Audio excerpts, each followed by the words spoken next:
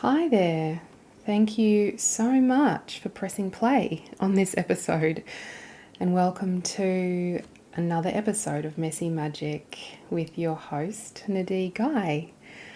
I have got something a little special planned for you today, but before we get started, I wanted to just invite you for a moment to, whatever you're doing, just to bring your awareness to your breath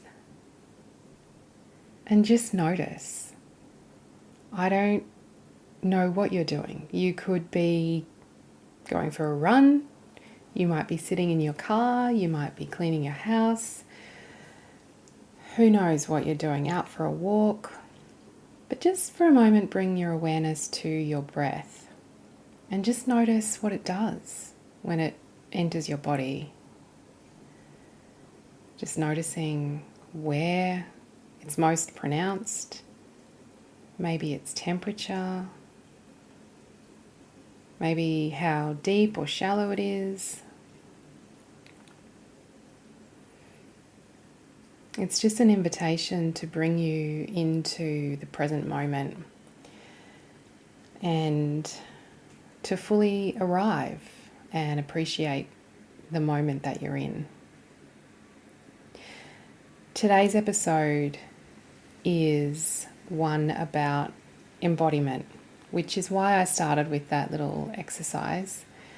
If you've been listening for a while, you'll know that I'm a feminine embodiment coach. But this podcast is all about expressing ourselves and embracing ourselves. And really, it's about accepting ourselves for who we are, knowing that there is always room for growth and improvement and becoming better humans. But in the process of doing that, we can still accept ourselves and love ourselves deeply. And embodiment is a beautiful path to doing that. It's to becoming more self-aware, and I mean aware of who you really are deep down, underneath the layers of experience, of social conditioning, of culture, everything that's kind of been laid on top of who you really are deep down. Embodiment is this beautiful path to finding out more about yourself, and then to living in alignment with that in truth. And so I wanted to do an episode today purely about embodiment basics. And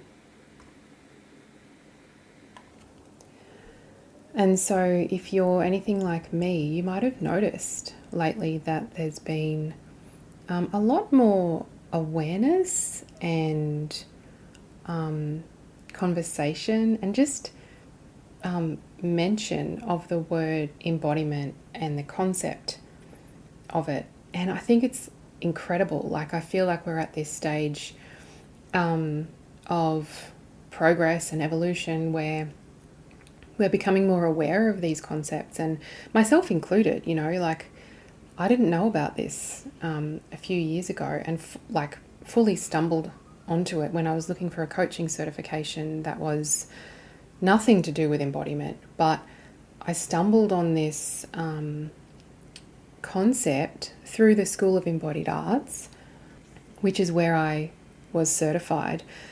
And from my very first conversation with the enrollment team, it was just this like remembering almost of like, oh, yeah, this is what this is true. Like, this is what I need more of in my life. And kind of just went from there. And I feel like there's more of this happening in the world now.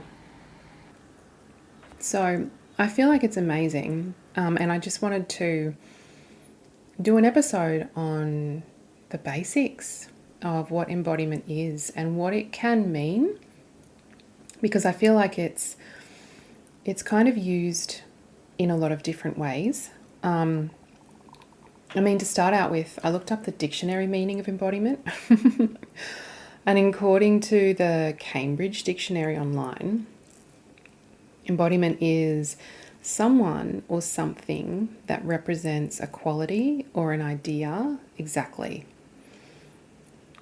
And this is a really broad definition, and I think it's a great starting point. And that can be applied in different ways. Like, I've heard people talk about, like in business, for example, if you want to reach your goals, you need to embody the woman who's already achieved them, which I think is really useful to think about, like who you need to embody in order to get to where you want to go. Helping you similarly, like it's becoming the person that you want to become, you need to embody that woman maybe before you feel like you are her.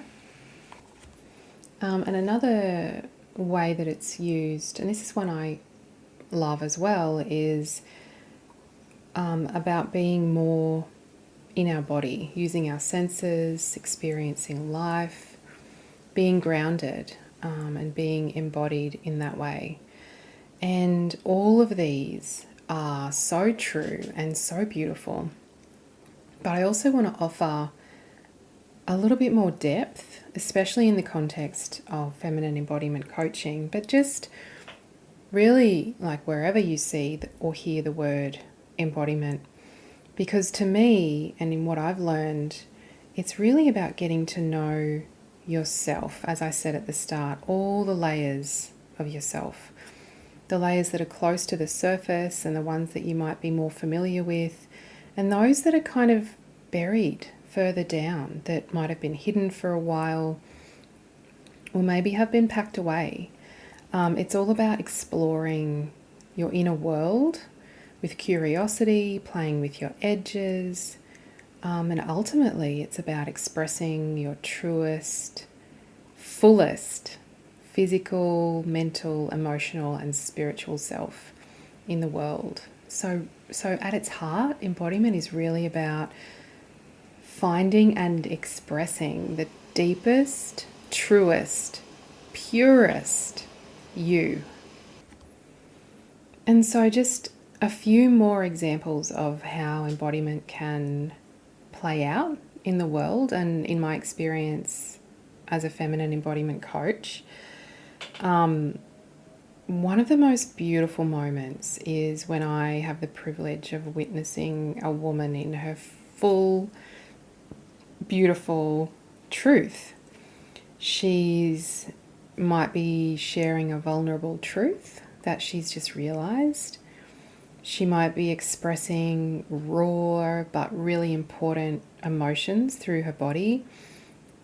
She could be lighting up with a spark that comes from deep within her being. Or maybe she's exploring limiting beliefs or beautiful boundaries from an inner perspective by tapping into the wisdom of her body rather than following the logical mind. And I think it's important here to mention the mind because so many of us live in our minds these days, and we've sort of been, we have been taught to value thoughts and logic and rationality, and those are all very important things and beautiful tools that we can use in our day-to-day life. But in the process of valuing and prioritizing those elements, we tend to forget or just are not taught how to tap into the wisdom of our body. I have to take a break here and interrupt my flow to give you a little window into what it means to be embodied, because in the process of recording this episode, I'm having some challenges. I'm at home and I've got this beautiful opportunity. I've got the house to myself to record this episode. But in the process of recording, I've got some noise in the background. One of them is my computer fan, which keeps kicking off every time I record for more than like a couple of minutes at a time.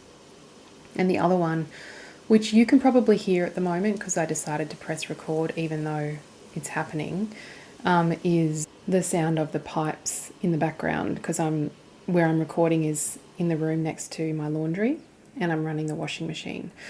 And these two things combined are making me so frustrated. From an embodied perspective, I can feel this like heat inside my body. It's like in my torso, it's like this ball of fire that's like sort of becoming hot, and it's like this really frustrated, angry sensation that I'm having. And I've been pausing the recording every time the noise kicks in because I don't want you to have that noise to deal with in the background of the podcast. So it's one thing to be aware of that. Like I know that it's there, I can feel that it's there, and I am watching it. And it's another thing to express it versus to repress it. So after I've finished recording, I'll probably do something with that energy, express it in some way through my body. Because when you have an emotion, an energy inside of you, and this is something that kind of is very relevant with embodiment as well. Like as children, many of us are taught to repress these feelings, this energy, this emotion, the things that are less pleasant to deal with, the anger, the sadness, the frustration, the outbursts. But it's not the emotion that's wrong or that's bad. It's the expression of it that sometimes isn't the most ideal. We can't have everyone going around screaming and expressing their emotion in unhealthy ways. But what we can do is become aware of these energies and feelings and tensions that we have inside of us, and then have healthy ways of expressing them. So after I've finished recording, I might go shake my body for a while, or I might dance around, or I might, if I've got some time and some space and some soundproofness, I might make some sounds that allow me to express it and move that energy through my body. Because if I don't, this energy that I'm feeling right now, this anger and frustration, it can build up and it can get stuck inside there. And if something else happens to me today that makes me angry and I repress that, then it might come out in an outburst later with my family or in some other way that's not helpful. And so the fact that I am aware of this and I know what can happen when we don't allow our truth to be expressed, it gives me the power and just the knowledge, but the power is probably the right word, to do something that is more healthy, that is a better option, and that allows me to continue living my life in my truth without affecting the people around me. And that's a very kind of soft example, I suppose, but it's a real one. I had no intention of sharing an example like that with you as I was recording, but I feel like it's it's relevant and it's a very present example. So I'm sure you can think of things in your life where you feel something, but it's not the right moment to express yourself about it, or maybe you need time to process it. And this is a good example of what a feminine embodiment coaching session can do, because the coaching session is just the space and it's just the structure to bring yourself into. And as a coach, I hold the space and I hold the framework for you to explore these things. And a lot of times it's things that we don't even know are there. It's just like we look at one particular layer And the more we look at that layer, the more is revealed to us. And the more we're able to express and allow these energies to come through out into the world, the more magic there is. It's really kind of hard to explain. I really struggle to explain it, which is funny because I'm a copywriter as well by trade. So I use words a lot, but embodiment is a difficult one to explain with words, which is also one of the reasons I started the episode with the little mindfulness exercise, bringing your awareness to your breath. And that's one of the tools that we use in coaching.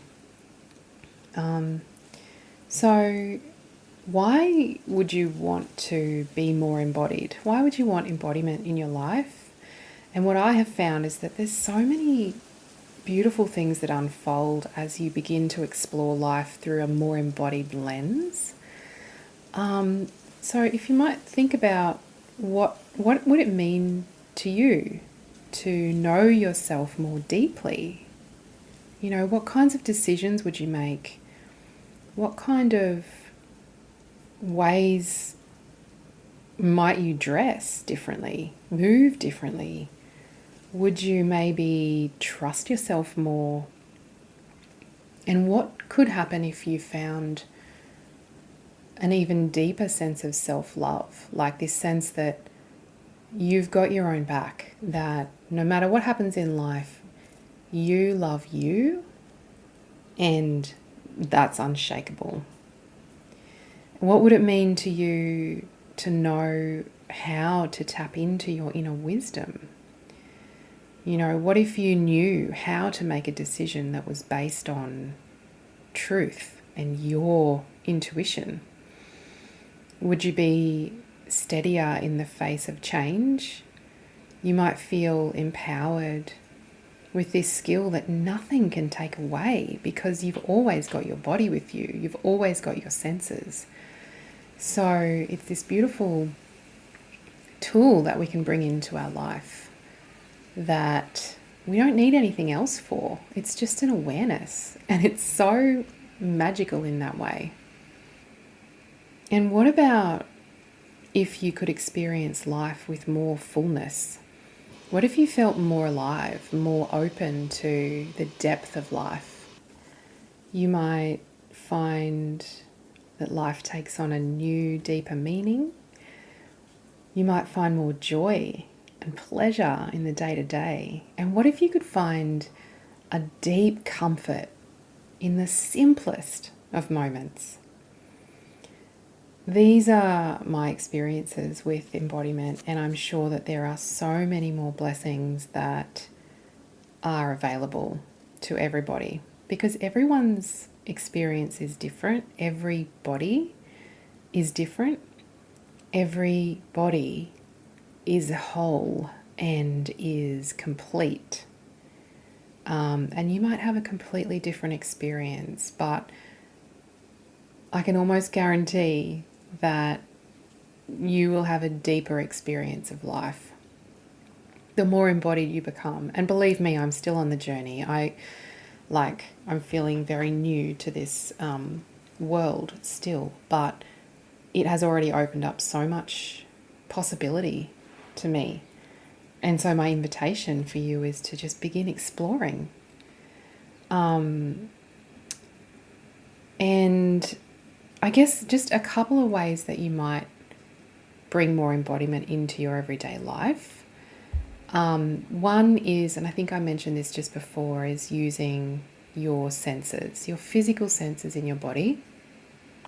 And so that's as simple as like bringing your awareness to your breath, noticing how your breath enters your body, what happens to your body as the breath moves through. It's bringing an awareness to the surfaces beneath you, the way you're sitting, standing, walking, where your arms are resting, noticing any smells, sounds, tastes, textures, anything, any sights. I love using all of those senses to become more present.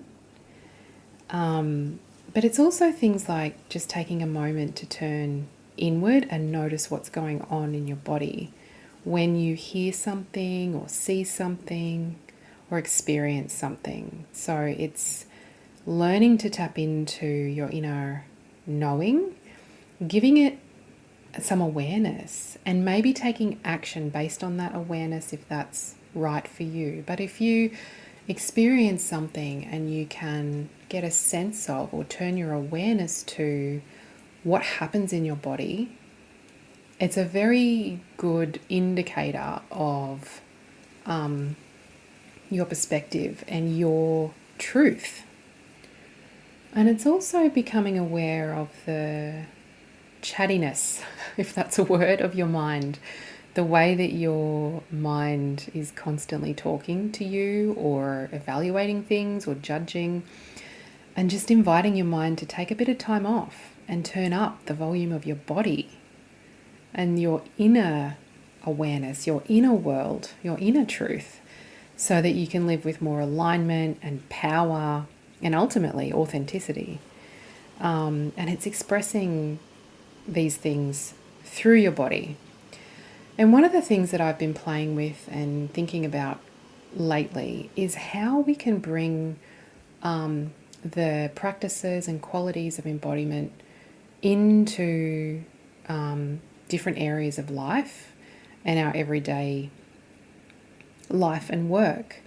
So one of the things that I'm doing, as I mentioned before, I'm a copywriter and an email automation architect.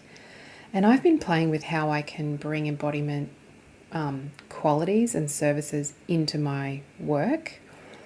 And so at the moment, I'm in the process of creating a service for coaches and business owners to write their sales pages using embodiment practices. Because copywriting can be a really powerful tool to help communicate and to sell something. But what if we weren't just talking to the logical mind and the conversion tactics, honestly, that we can use in copywriting? And when I say copywriting, I mean writing, like writing pages, emails, websites, anything that uses words. What if we didn't just use the logic, but we also tapped into the resonance of a program or a coach and conveyed that through our messaging to connect with our clients? Oh, I'm so excited. It's going to be so good. But some other examples, like other embodiment coaches that I've seen help people to dial up their senses so that they can live with more pleasure and more appreciation of the beauty of everyday life. Then there's also, drawing on pleasure and intertwining that with business. I've seen it applied to relationships, like love relationships, where you bring embodiment practices into your relationship to enrich your relationship, to make it deeper and fuller. I'm going to link some of these examples in the show notes, and I've also got a blog article that I've been writing all about this, which is also going to have some examples and links in it if you're interested. But basically what I'm finding and exploring is that embodiment is a philosophy and kind of approach to life that can be integrated into endless everyday moments. And it's absolutely a practice. I don't think anybody ever arrives at the end and says, well, I'm fully embodied. That's all I can do. It's something that we continue to grow into. But it's such a beautiful exploration and way to approach life. And it's not just about the comfortable things or the pleasurable things in life. It's also very much about being able to move into the discomfort of something and to sit alongside of it and give it some awareness and allow it to share wisdom with you. And that's one of the most beautiful things I find as well, is just giving space to what you wouldn't normally want to spend time with, those uncomfortable things. Because often by doing that, you allow it to move and evolve into something new, and it becomes something that's so much more beautiful and wise, because you learn something new. And by spending time with these thoughts or feelings that you might normally try to avoid, they actually reveal things to you that you might not otherwise have known, and life just takes on whole new meanings and depth. And I know this might be hard to understand if it's a whole new concept, but if this is speaking to you and you're curious to find out if embodiment coaching could be a good fit for you, I'd always invite you to have a chat with me about whether it might be right. You can always go to my website, I'll link it in the show notes, and book a call with me to just have a chat and see if it might be right. Well, there'll never be any pressure from me to become a client, because that's not what I'm about. I'm about making sure that I'm serving the right people and that it's the right fit for you. So yeah, just I encourage you to trust how you feel. The other thing that you can do if you're curious and you just want to find out more is jump onto my newsletter, which again I'll link in the show notes, but I try to send a weekly newsletter. It's nadiguy.co/newsletter. And there'll be information in there about embodiment and coaching. And I also do an oracle card reading for my subscribers. I tap into the energy of my subscribers and pull a card to take us through the week, which is just a bit of fun. And although I must say, like, the cards that have come up, the questions that I've asked have been really magical. Like, to me, they feel really relevant. So I encourage you to check that out if it feels of interest to you. And of course, don't forget to subscribe to the podcast. Hit the subscribe or the follow button so that you get all the new episodes, because there will be more info about embodiment coming your way. Now, I am going to end this episode here, and I'm going to go and find a healthy way to express this little ball of frustration that I can feel burning and whirring inside of my my torso because of the interruptions that I've been having to this episode. But I do hope that it's been supportive and helpful, and just inspiring in some way. You can probably hear the fan in my computer booting up in the background, so I'm going to leave it there. But I hope that you are having a magical day, and I'll be back with you again really soon. Thanks for being here. I appreciate it so much.